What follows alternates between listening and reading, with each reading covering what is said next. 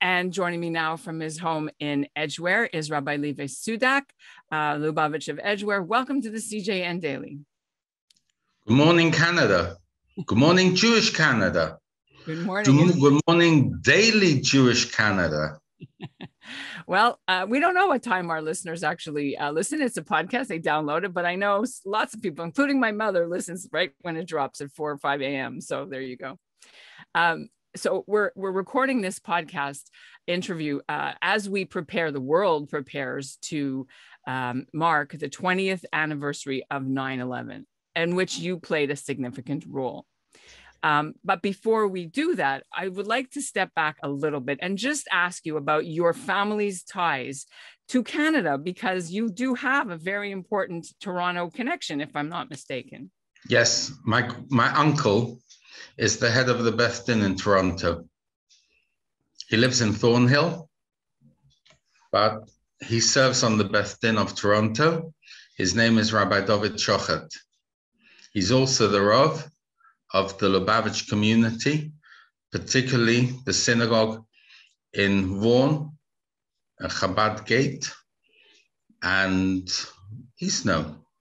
Yes, and he's married to your father's oldest sister. Sister, correct. Right. How can you take a step back and tell us what you were doing, why you were coming to North America just before Rosh Hashanah in the early fall of 2001? The Rebbe, Rabbi Schneerson of blessed memory, his resting place is in New York, Queens, just outside the airport, actually.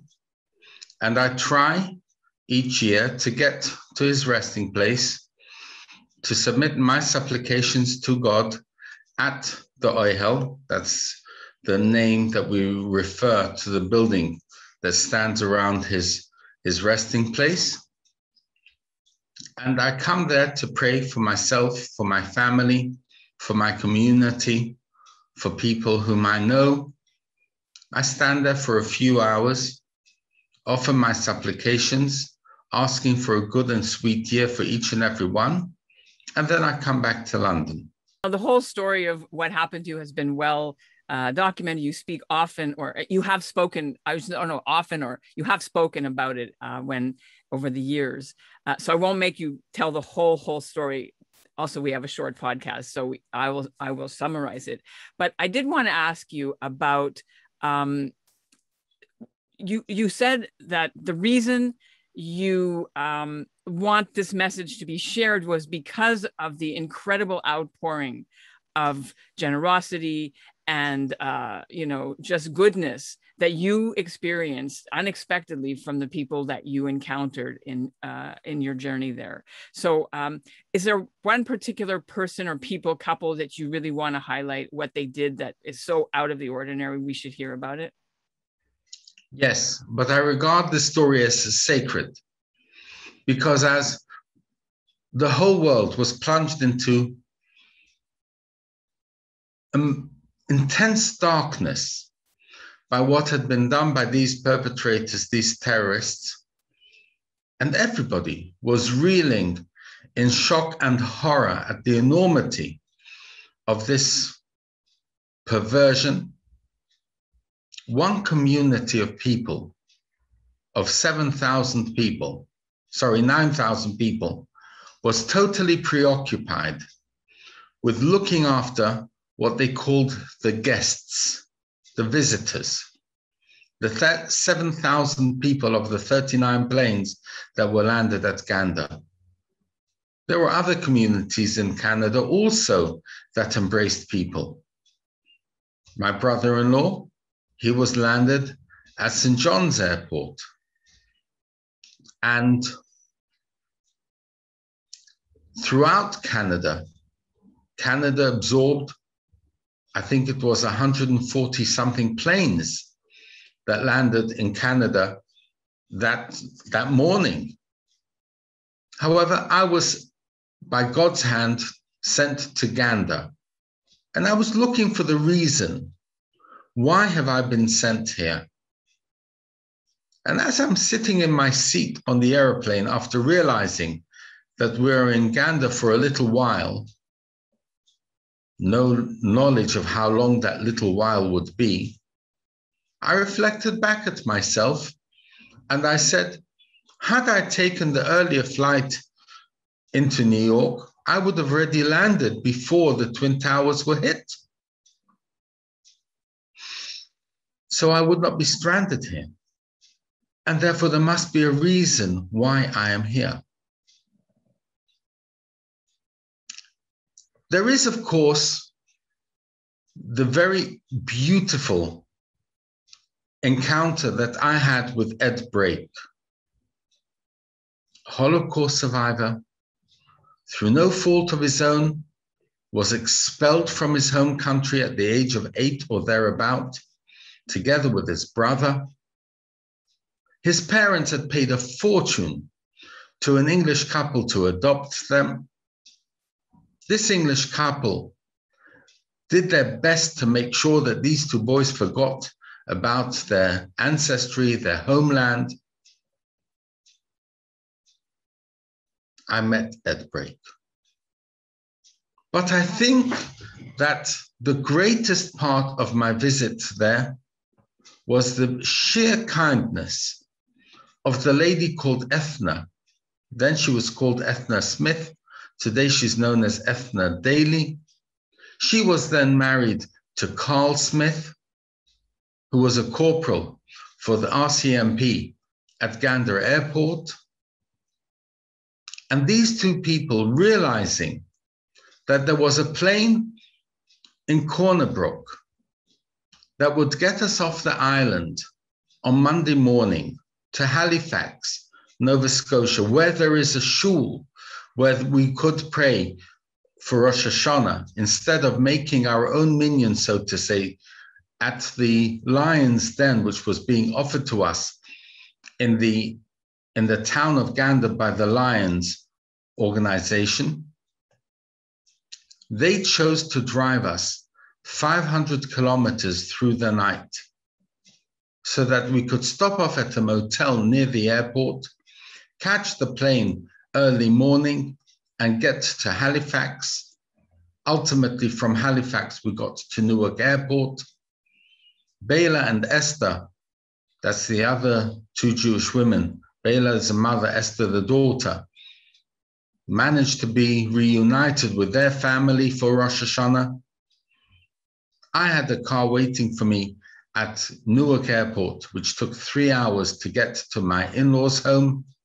So I was reunited with my family in time for Rosh Hashanah. And without Carl and Ethna offering to take us through the night to Corner Brook, we would not have been able to get off the island. And the reason is as follows. We could have perhaps taken a taxi. There were no taxis available, except for one who wanted $2,000 for the job. But there's a problem. In Jewish law, a man is forbidden to be alone with 2 women unless he has an accompanying man, so it's 2 men, or 3 women. So in order to get from Gander to Corner Brook, or actually it was Stevensville where the airport was, we had to travel with somebody else. And the law is more severe when we talk about non-Jews, and therefore having a couple, Carl and Ethna curled up in the back of the station wagon,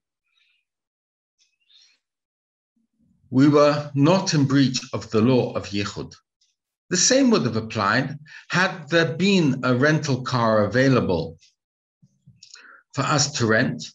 Once you're out of town, there's the law of Yichud takes place. A man may not be alone out of town with 2 women. There have to be 3 women or another man.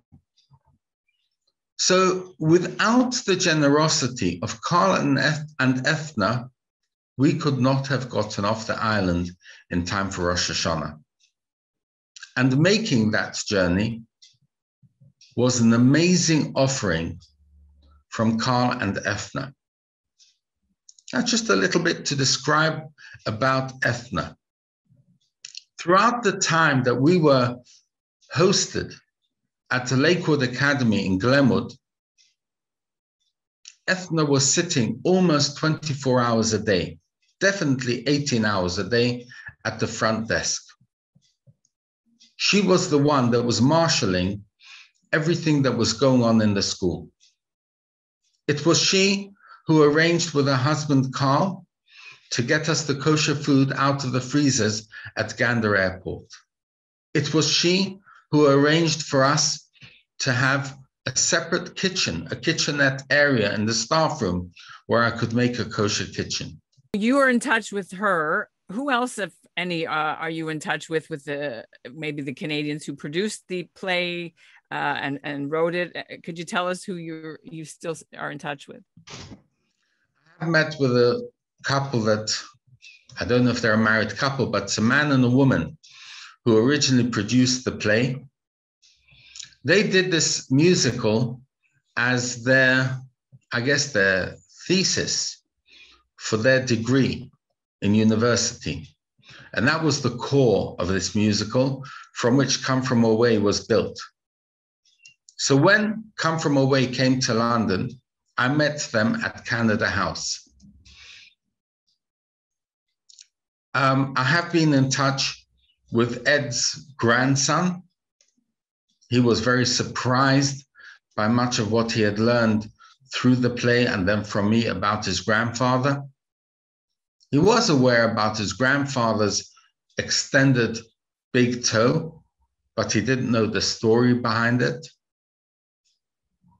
As far as he was concerned, his grandfather was never in Europe. We should explain to our listeners, it's just that this was the way that Jewish kids were, I would say, tortured by their school. By the Nazis. When they were in 35 and 36 before they got out of Berlin. They tied them with strings to the wall and left them there with their feet. Yeah, from the stories he told you. Let's talk about Ed, if we can. You said this was the reason, one of the reasons you were sent there, maybe you feel now, looking back, right? Which was to hear that he is a Jew and he unveiled himself to you. Do you have regrets that, he wasn't able to then live his life as a Jew towards the end? Because apparently his family wasn't having it. They were Catholic, right?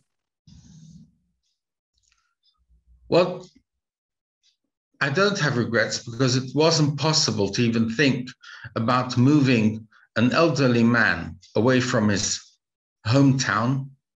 Gander was his hometown. He reached there when he was a boy. His adoptive parents moved from England to Newfoundland for business reasons, I guess. In those days, Newfoundland was like another island of the United Kingdom. Britain had not given up Newfoundland until after the war. So they moved to Newfoundland as it being a British territory.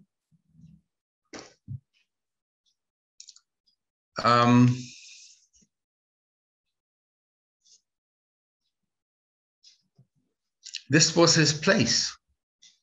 So there was no thought in my mind of moving him from Newfoundland. In Gander, we found only four Jews. One was temporary there. He was a journalist for CNBC, a man by the name of Zeltzer, two other Jews. So there's no chance of a minyan or anything else.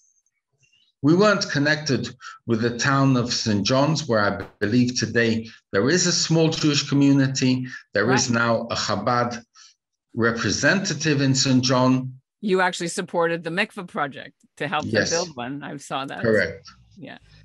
But as far as Mr. Brake's family goes, I think I read, correct me if I'm wrong, that you provided him with a tallis and some other Jewish religious artifacts and hoped that he would take them and use them to be buried with them. And was that ever done? Do you know? Because he died in 2008.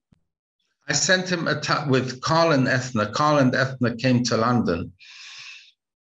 I think it was in 2005. They were our guests of honor at our dinner. I sent them back plaques, awards, one for the people of Gander, one for the people of Lakewood Academy, and one for themselves.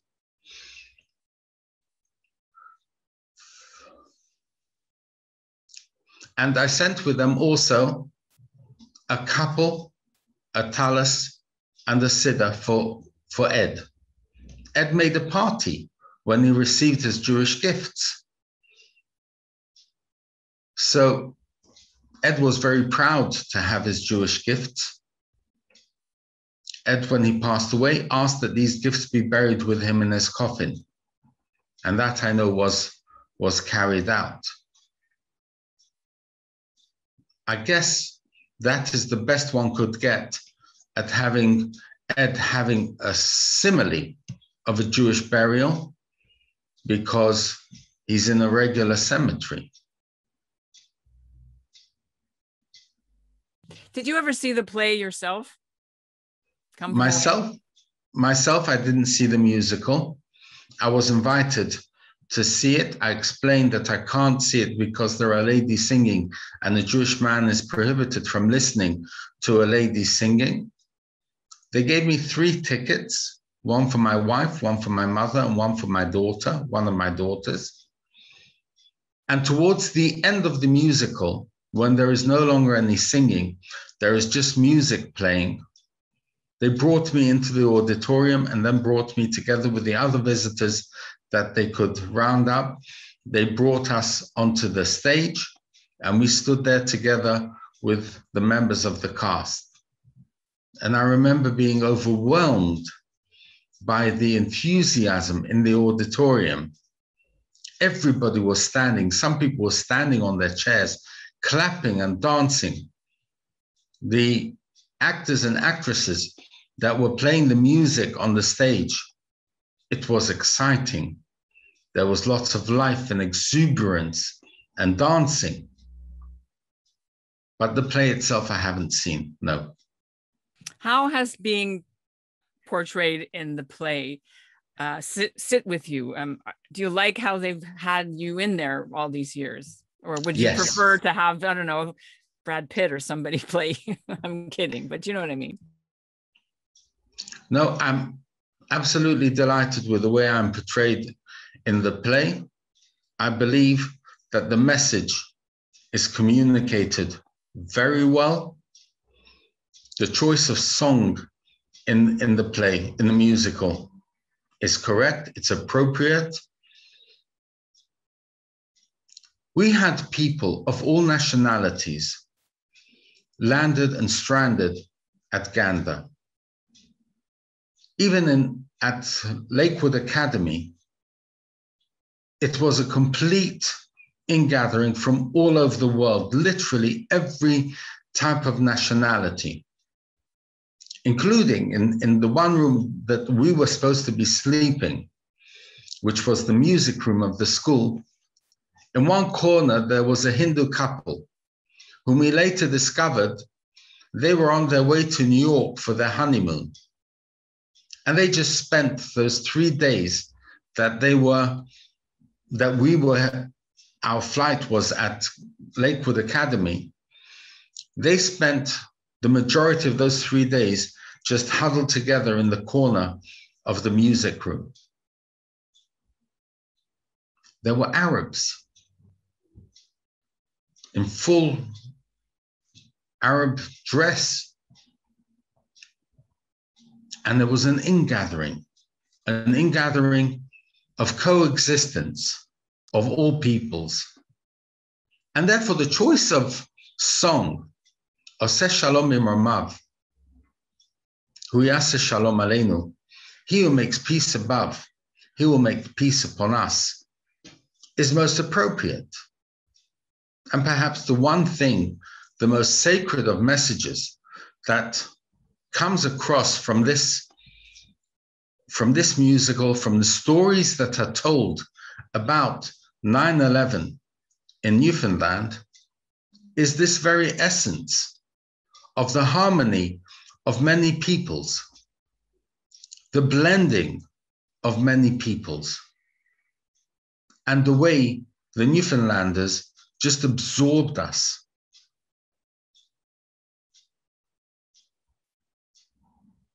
How do we apply, if we can, how do you feel there's anything to learn from that message for 20 years later, today, in the world we're living in today? Just like they did. They looked at us as humans, as people, not as badge wearers, not as different religions or different nationalities, just people. And people, we all are together. And as people, we are one. As I often say to people when I meet particularly hostile people, I reach out my hand to them. And then I say to them, do you know my grandfather? And they pause. And I say, my grandfather is Adam. Do you know Adam from the Bible? My grandfather. Do you know Eve from the Bible? My grandmother. And they say, no, Adam's my grandfather. Eve is my grandmother. I say, oh, so we're related. So why do we fight? And perhaps this story of the way the Newfoundlanders just received tens of thousands of people, the Canadians received tens of thousands of people in those dark days, should serve to us as a message. We look at our fellow man, we're all children of the same couple, of Adam and of Eve. So why are we fighting? Why are we quarreling? Why are we trying to take away from another person that which is rightfully theirs? We each have enough for ourselves and to leave some for somebody else. Why can't we care for our fellow brother and sister, our fellow human being? If we have something and they don't, why can't we share with them? These are the messages that should be coming out from the story of Canada during the days of 9/11. How, if at all, can you mark it, or will you be marking it this year on the 20th anniversary, knowing that it's coming up, the Friday, Saturday, 10th and 11th? Well, 9/11 is on Shabbos. I'd love to have been in Canada, but it's the Shabbos between Rosh Hashanah and Yom Kippur. So that makes it extremely unpractical as a rabbi to break away from my community and to make the trip to Gander for those days. So I'll be speaking about these messages in my Rosh Hashanah speeches, my Yom Kippur speeches, and my Shabbos speeches. I'll be asking people, share the message with others. There is a beautiful line. A smile is contagious. Let's start an epidemic. We can say the same about kindness, human kindness. Human kindness is infectious. Let's start a pandemic. Yeah, we need a better one than the one we're dealing with now. That's for sure. That's for sure. Is there anything that you would like our listeners to know that we haven't said? Any other ways that people should be marking this? Yes. When Friday came, and we realized that our flight was not going to be evacuated before Shabbos, we realized that we would be staying Shabbos in Lakewood Academy. So I started making preparations for spending Shabbos. There was a man who was on our flight. His name is Irene. He's Jewish. He's a Jerusalemite, a Yerushalmi. But he was wearing the dress of a Tibetan monk. His place on the plane was actually just 2 rows behind mine. And whilst we were at the academy, he sort of avoided me. But Friday morning, I met him and I said to him, Irene, we're going to be here for Shabbat. Would you join us for the Shabbos meal? And he said to me, of course, but with 2 conditions. One condition is that you allow me to help you in the preparations for Shabbat. And the second condition is that you allow me to make Kiddush myself. Here's a young man who'd run away from Israel. He'd run off to Tibet. He'd risen in the ranks of the ashram where he was. He's now a qualified monk, yet he wants to make Kiddush on Friday night. I had a problem. Where do I find wine for Kiddush? I thought I'd buy some grapes and I'd crush them and make grape juice. I thought perhaps, just like in the United States, Welch's drinks have an OU. Maybe in Canada, Welch's drinks have a kosher certificate, but they don't. So where do we find wine or grape juice that's kosher? The man I was with, Jamie Jennings, the headmaster of the school, he says, let's try the liquor store. We went into the liquor store, and believe it or not, on the shelf in the liquor store, there were 2 bottles of Manischewitz kosher Kiddush wine. So, if you can find Manischewitz Kiddush wine for the Friday night of the Shabbos between Rosh Hashanah and Yom Kippur, please use it. And if not, at least when you make Kiddush and you drink your wine, have a little drink for the people of Newfoundland as well, and for the people of the whole of Canada as well. We need it. We all need it. That's a beautiful message. And we want to thank you so, so much for sharing your story again with us here on the CJN Daily. All the best to you as you mark this really incredible 20-year milestone. So God bless you, Ellen. God bless Canadian Jewish News. God bless all the Jews of Canada with a positively sealed inscription in the Book of Life.